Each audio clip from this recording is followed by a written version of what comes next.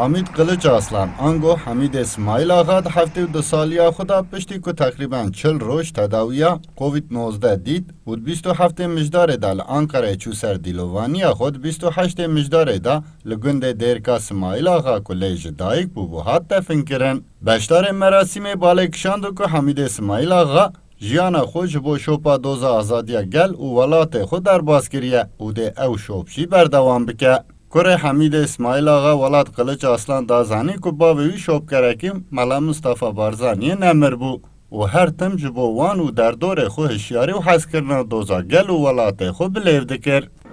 بکل دو خبر کی گرانج مرهشت شما میباری نابی بیکارم بجیبین او برهمی ویکنه بجیبینن دیوان بیتر ریبدیم کم راستی کروینه شبر خطا نتویره مدایی شو سر خوبونا کردستانی خمخوری ولاتی خوبو خمخوری زمانی خوبو دویم حول بدن کو دکاره بم راستی کیمانی قوی شون نه آویتن هر زندی بمینه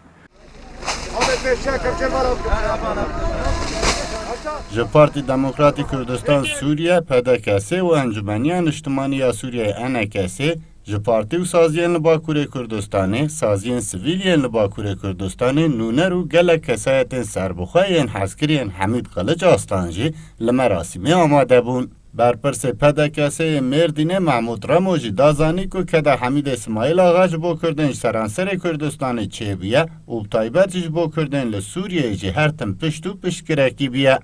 پشتی شورش سوری ام درباسی ویالی بون گلک اسباب هنی درباس کرنامه پیشوازی اویش ملت مره وش تفکر سیاسی ره درگیوی فکری بو بیترس بو بی پیوان بو یعنی ما مصطفى حمید جمره بو سببا گلک خورت و برپرسیاری ما گول ورمان برای خود ندان اروپا ام چقام بیجن ام حقیقی نکارم بدینی لی ام تشتی کاربن او باورگیوی او ری بازا گوپی باور به او آلا کردستان گوشبوی خباتا 48 سالا دوام کرد حوال او هگری و توا مجی گو اموریه بشوپین و آلی بگینن آرمان جاوی. ناس و دوستن حمید قلیچ اصلانجی بالک شاندن که او کسایت کی تایبت و خودی حضرکه برفره بویه. نویسکار کرد جانو آمدی جانی زمان که دوی کداوی نیج بیر کرن. یک حمید باجار gün سال هفته ورده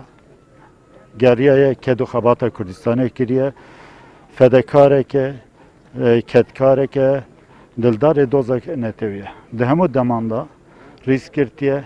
جه قادا تکوشینه نرویه حتی سال 8 سیال واندرال روجاوال روجهلات باکور خباتن سیاسی دوماند پیشا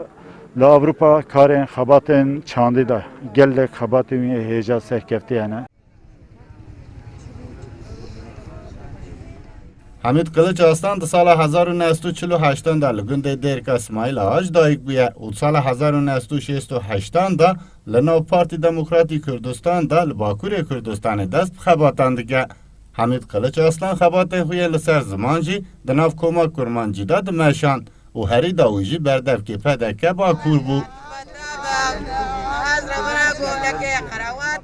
صدق ارن کردستان 24 مردین.